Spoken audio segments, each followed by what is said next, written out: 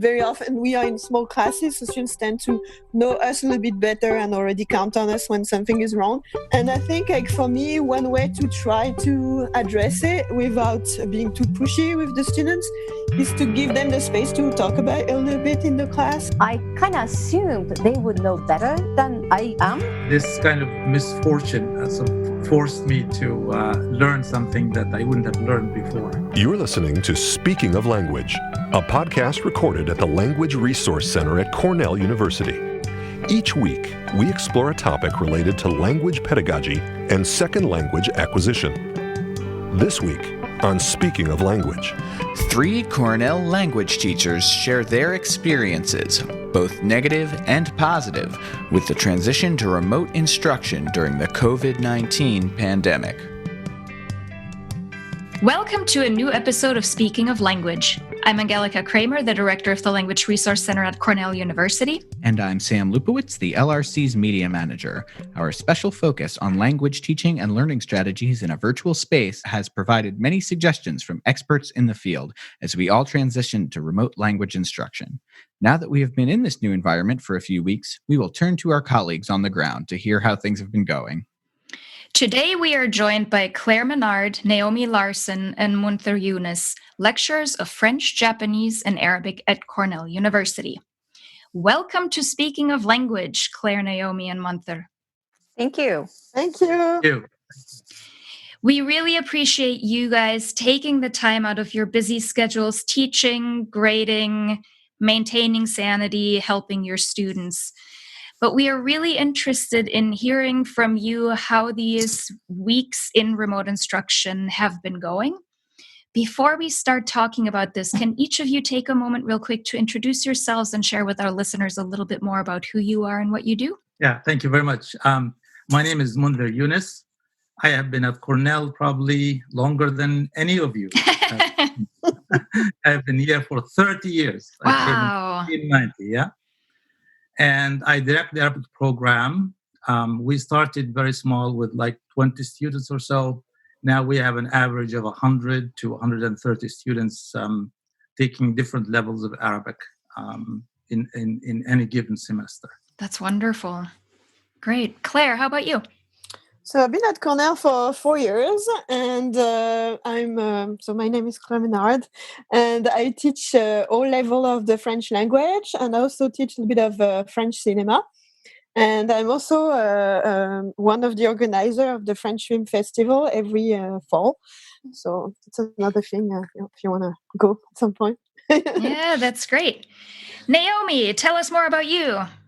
My name is Naomi Larson, and I've been here teaching at the Cornell, not as long as 30 years, but then almost 27 years, something like that. And I teach Japanese language, and I tried to study French, and I failed miserably. And I tried to study a little bit of Korean by myself, which I did fail, and I studied the Chinese for 1 week with the radio in Japan. So I am interested in language. The real question is, have you tried Arabic yet? Not yet, but I met great teachers, so I would think about it. Because I was about to say, I know of a really great language program at a really great university. So I was wondering if you guys can talk a little bit more about your general language classrooms. So before this whole craziness hit, what sets your language classes apart? How do you teach languages? How do you engage your students? Munther, do you want to start? Yeah. Okay. Yeah. At Cornell, actually, we teach Arabic differently from any other institution probably in the world. We introduce Arabic in what's known as the integrated approach to Arabic instruction. Mm-hmm. We integrate spoken Arabic with written Arabic or formal Arabic or what's known as modern standard Arabic. Whereas the majority of other programs teach only modern standard Arabic, which is the written language.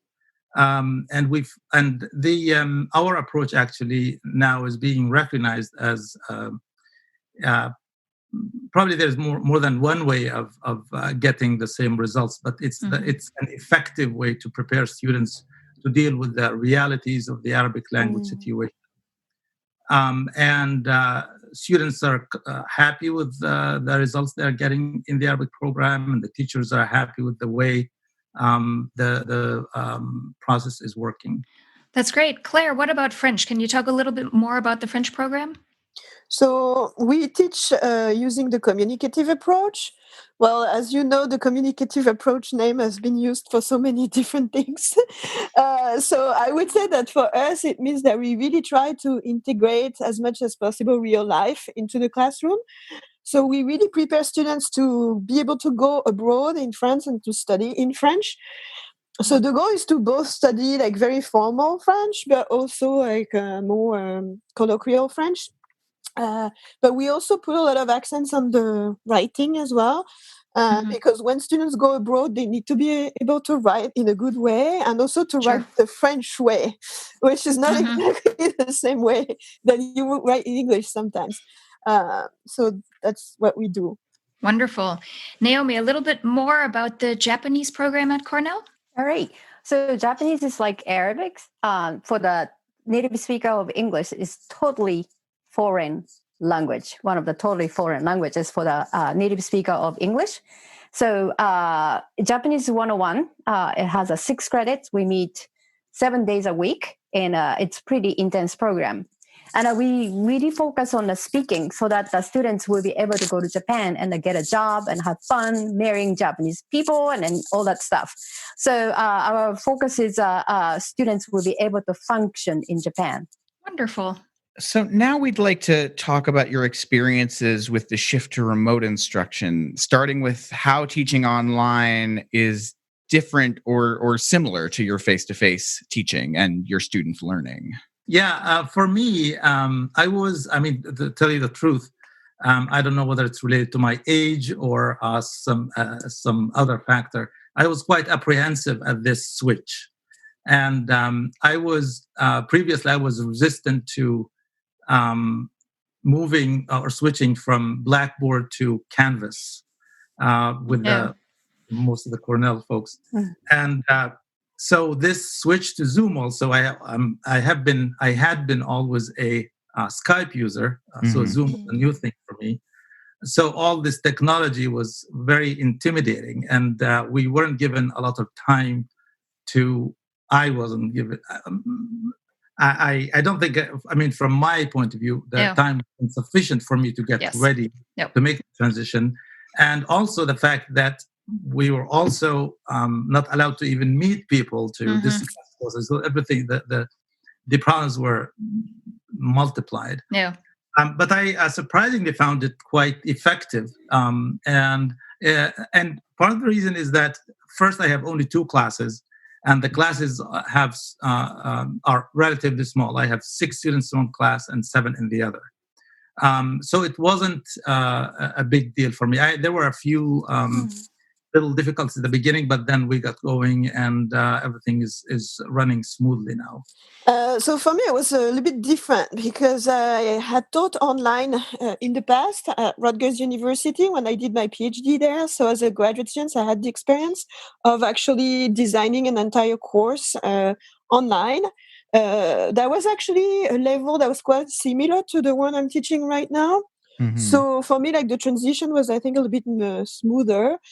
And also, like I had the experience with so many different kind of platforms. I used Canvas in the past, but I also used Sakai. I used Blackboard, and at all different kinds of level of language teaching. So for me, like the technology was not an issue.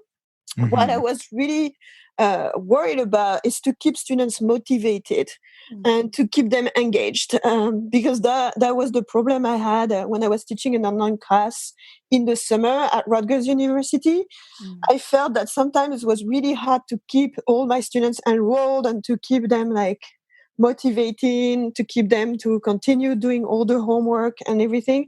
But so far, so good at Cornell. I hadn't had any issue, but that was my fear at first. I was not familiar with Zoom at all, so I was very, very intimidated. And I was very, very, very stressed out about everything about it. So actually, the Language Resource Center workshop really helped me to help me to understand one by one.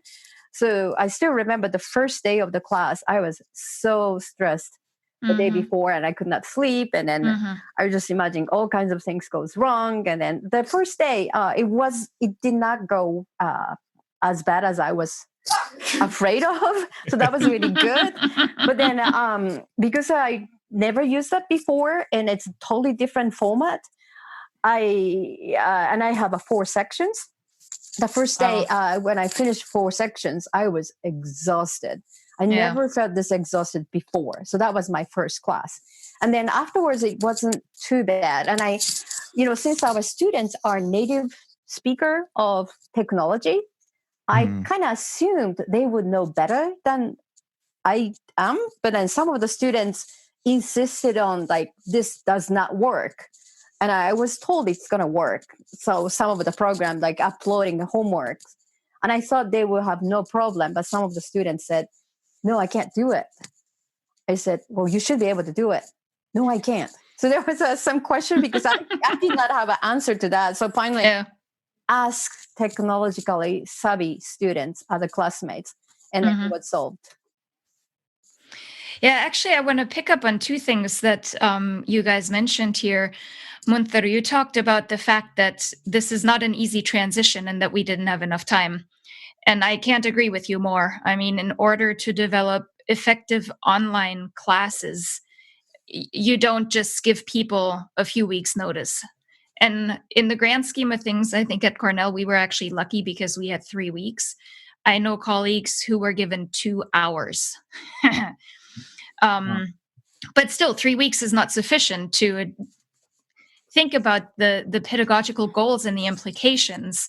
And we know that good online teaching is very, very time consuming. Good teaching is time consuming, right? But the environment, the new environment is definitely, you have to rethink some of the things that you do.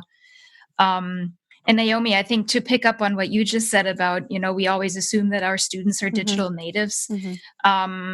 Sure, they were all born with a cell phone in their hand, but that doesn't necessarily mean that they know intuitively how to navigate this new environment. And that's really so important to make sure that we take the time and step back. And especially if we introduce a new technology tool to tell them, hey, and this is how it works. And let's play around with it first before we use it for any sort of assessment or something like that. But yeah, I think we're definitely in all of this together with our students. So I like that all of you commented on things that were actually positive and not overly disastrous. Were there any other things that stood out to you where you were pleasantly surprised by what's been happening in this new environment so far? I mean, I could talk about a few things, kind of positive. So in a classroom, the students, human beings are creature of habit. So they always sit in the same place. So in the end, they always talk to the same people. But because of the breakout rooms, they have to talk to somebody who never talked before. So then it changes, like we change every 5 minutes too. So in a way, it's really great. The students start talking to every classmate thanks to the breakout room. Yeah, that's nice. Were there any other surprises from Arabic or French? Well, I think for me, I was very pleasantly surprised at the way students participated through the Zoom conversations. Actually, it worked pretty well. There's ways they can raise hands, so I can give everybody his turn to speak. I think everybody was pretty patient, so it worked pretty well. I was also I didn't give them a very strict etiquette before they started, but I insisted on everybody having his camera on and to be kind of centered in their screen, so there was nobody that you don't see or something like that. Unless they had trouble with the connections, I told them that in that case, the video can be off. And I think that helped a lot, creating some kind of class environment. I also told them to put the videos in mosaic view so you can actually see everyone. And I think it helped creating a sense of community that I was really afraid was not going to happen. So I was very pleasantly surprised with that part. Nice. That's good. Actually, I was also pleasantly surprised in the fact that for some reason, I cannot really figure out the reason, that students seem to have more time to prepare. So they were actually, I don't know exactly, maybe since they don't have to go out of their rooms, they're all in their bedrooms, and you can say they're relaxed and they have a lot of, so they, you feel that we're covering even more material this way. And there's no complaint that this was overwhelming or there were too many exercises, or which was a surprise to me. Good. That's great to hear. Yeah, actually, that was not my experience. A lot of my students complained that, so I think it depends probably a lot on what classes they were following. They were not necessarily complaining about my class, but I know they were saying that some of their professors were giving them too much in comparison to what they used to do. Because I think like written material, sometimes it can be very easy to think, oh, I need to give them a little bit more written assignments so I can check more what they are doing. And I think that's a danger that some students have been suffering from. But it would really depend on the students. So I think it depended on which class they were taking, actually. Yeah. Yeah, and we heard similar things, but we haven't had a single complaint from a student about a language class. So we're doing well then. Yep, absolutely. Well, thanks to the wonderful work that the three of you and all your colleagues are doing. Thanks. So these are all great points that you've brought up. So following up on that, do you have any advice you could give to any of your other colleagues on how to best manage your time and engage and support your students in this modality? For me, the difficulty was the transitions between each activity. Because in class, I think it's very easy because we use our body language a lot. Like if we can do that a little bit in videos, it's really not the same thing than when you're in class. And for me, like I had to realize that I needed a little bit more time to change between activities, because I need the time to tell them, oh, now we're going to go in a breakout room, or to explain exactly like how the activity is going to take place. Whereas in class, like it's a little bit easier. I think it goes smoother.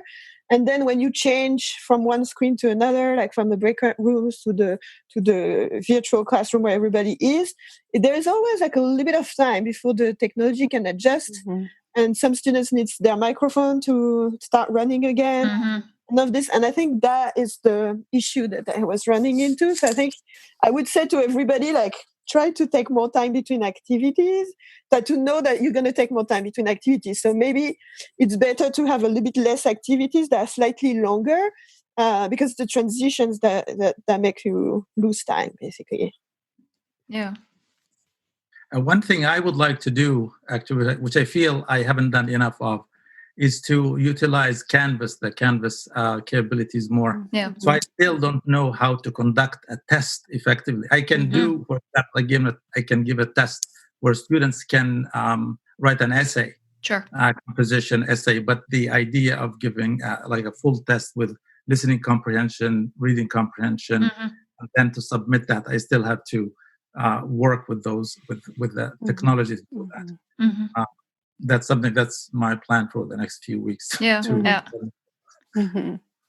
one of the fun thing I try to do is I'm teaching the second year Japanese, and since the beginning of the semester, I noticed students came to the classroom early, but then they're all looking at the phone, not speaking to each other. So I just try to encourage them to speak in Japanese, and then just have a small talk. But I just realized that it's not that they are not able to speak in Japanese, but they don't know how to do the small talk, because they were born with a phone and they start talking to parents, Mom, I'm hungry, by phone. So they really do not know how to do the small talks. So this semester, since we become online, I actually make the slides for the icebreaker questions. I just went to the we Japanese people do not do the many icebreakers, I guess, unless you are in a dating scene. And then the question might be not appropriate. So I went to the American one, and I say the icebreaker questions. And as soon as I usually comes into class 5 minutes before, and as soon as students come in, I send them to the breakout rooms and then talk about the icebreak questions, which kind of related to the topics or using the vocabularies. For example, today we did what's your favorite movie? And what do you say to sound very, you are cultured. So that what is your real favorite movie? And what do you say to the Cornellians so that you feel like you are a cultured person? So those are questions that you're using a vocabulary like 証明する is to prove. So I won't have them use a vocabulary that newly acquired and utilize them. And I have a question, but they get to know each other in a fun way. So the first nice. Like 3 minutes of the class or before class starts. Yeah, those are some nice ideas. Are there any other pearls of wisdom that you have, or any other activity types that worked particularly well, where you got feedback from students that something was fun or engaging, or that they enjoyed something, or any other topic that you would like to touch on? So I'd like to comment on the online quiz stuff, which has been very, very challenging to me. We have a lesson quiz and also the vocabulary quiz and the kanji writing quizzes. And vocabulary quizzes went okay. And the lesson quiz also went okay. I made it 3 parts, 2 parts online, listening comprehension section, and the second grammar section. And the third one, essay part, was actually in class in Zoom. So went okay. But then third one is a kanji writing quiz, like Chinese character, which was disaster. First of all, like I made the test really short. Yeah. I'm so worried about people cheating. Yeah. And then we were told that just assume students are cheating. But then I really want to discourage the cheating. So making the class, making a test hour like really, really short, way too short. Even the best student could not finish the. Oh no! 5 minutes was way too short, and they are not used to converting into Japanese. And you are supposed to put in English translation and then switch to Japanese. That was time consuming. They are not used to it. And then today in class, they are actually asking me, "Why don't you just do the kanji quiz in class, so that you will be able to practice writing?" So. It's actually sometimes a really good idea to ask the students what they think is a good idea. And also using a poll, I asked like, what is the appropriate timeline? Like 5 minutes, 6 minutes, 7 minutes? And voted like how long is long enough. So this is something I'm learning right now. Yeah, to echo a little bit what Naomi is saying, I also did a few tests online. So I did some before, but not with Cornell students. And I think it really depends on your students and how fast they go. And for me, it was really hard to have a good idea of how much time they were going to take to do the quizzes.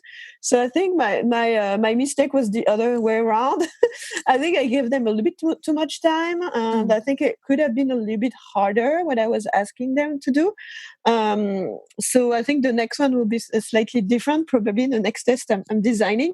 But I think it's true that it's very hard to know how much time like you can give them and to adjust the difficulty of the test because it's never the same thing that when they write in person. So absolutely. One more thing about the online, if I may. Also, I've been using a Canvas. For the Canvas, is very legit. For example, the translation, if I put the word like some word like heiwa, and the answer gotta be peace, and that's it. You can't say like tranquility or anything like that. Then they're going to take the points off. So students get really, really freaking out because their definition of one word could be different. Sure. And they get 3 out of 10. So I try to tell them like, I will I will grade them manually. Don't worry about it. So that's one of the one negative thing about using Canvas. Yeah. Yes. Well, you would have to anticipate all the possible interpretations or translations that a student can come up with. And then you also have to think about all the ways that they could misspell the word in English. Right. Exactly. Yeah. Yeah. That goes back to the point that Munther made earlier, that really time is of the essence in all of this. Putting all of these assessments online takes a significant amount of time as well. In a way, this kind of misfortune sort of forced me to learn something that I wouldn't have learned before. I think I would have been avoiding Canvas and Zoom for quite a long time, but now I'm very happy with the progress I've made over the past 2 weeks. Yeah. And it's something that I think will be very useful in the future. As we, I'm sure there will be all kinds of like language instruction. We have there's an organization actually I'm working with now called Natakellem, which connects Syrian refugees who would like to be teachers and Arabic learners worldwide, and it's all done like this kind of format. Yeah, and I've been training the teachers to do that. So wonderful. It comes in at the right time. It's like connecting hundreds of learners with teachers who need this kind of work.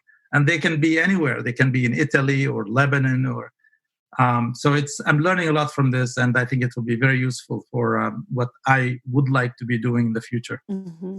Yeah, that's great. I think it gives all of us maybe the perspective to kind of step back and think about what have we been doing in the classroom, and is it actually working, or how can we make certain tweaks to ensure that, if we continue to teach portions online, that we deliver that information and somehow engage students in meaningful ways, how we tweak our approaches and our materials. So yeah, I think it's good that we see some silver lining in all of this.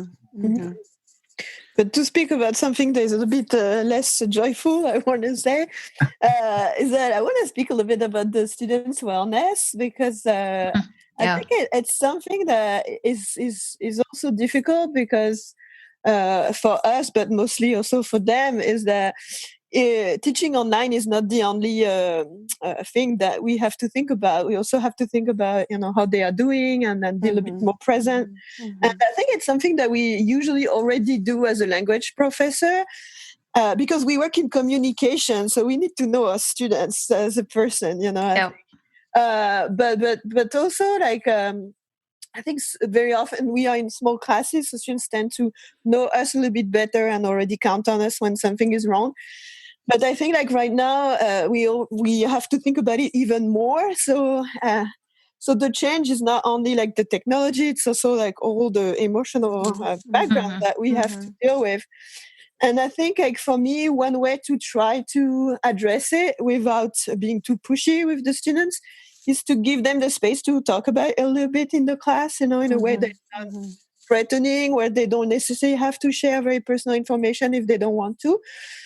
But I think it gives them, asks them how they are doing, how, if they are living at home right now or not. And I think it's good, because it gives them the opportunity to speak about it with each other a little bit. And Naomi, you were talking about, about the icebreakers. It's also a moment where they can use their language skills, which give them a little bit of distance, but they can also speak a little bit about how they are feeling at the moment. But obviously for us, it also forces us to be like extra flexible with deadlines and all of these things. And sometimes it can be a little bit difficult, because we were like, oh, I'm done with all those assignments that I graded. But then, there's all those new assignments that arrive, and you don't want to be too hard on the students, because, they're not doing very well. But that's also another thing I think that we have to do right now. I mean, it's a really fun, like, kind of a positive thing. Like, since the students come in a different time, a little bit, like even the 5 seconds or 10 seconds. So like that 10 seconds or so, like I have a private conversation about their background, and then some students use their favorite anime character for their background. I can ask them about that, and also that I see some of the paintings or pictures behind them. I discovered that one of the students is a real tricky, because I see in his room that there's many Star Trek's items behind him, and then some students talked about they have a figuring the anime characters, like they showed it to me, and then those are kind of a fun thing to get to know the students in. If they're in classroom, that would never ever happen. So Thank you so much, all of you. Before we sign off, we'd like each of you to share with us your favorite word in a language that you speak or have learned, are learning, want to learn. So, Munther, maybe you can start. Yeah. Okay. Actually, I have two words, but if you can give me the time for that. Sure. There is a word. Thank you. There is a word. The Arabic word for fish is samak, which we teach in like after 9 or 10 hours of Arabic instruction. And for some reason, out of so many words we introduced that day, only this word seemed to stick. And students listen to it, just hear it once, and you don't need to ever remind them of it. It never goes away. Just samak, they immediately get it.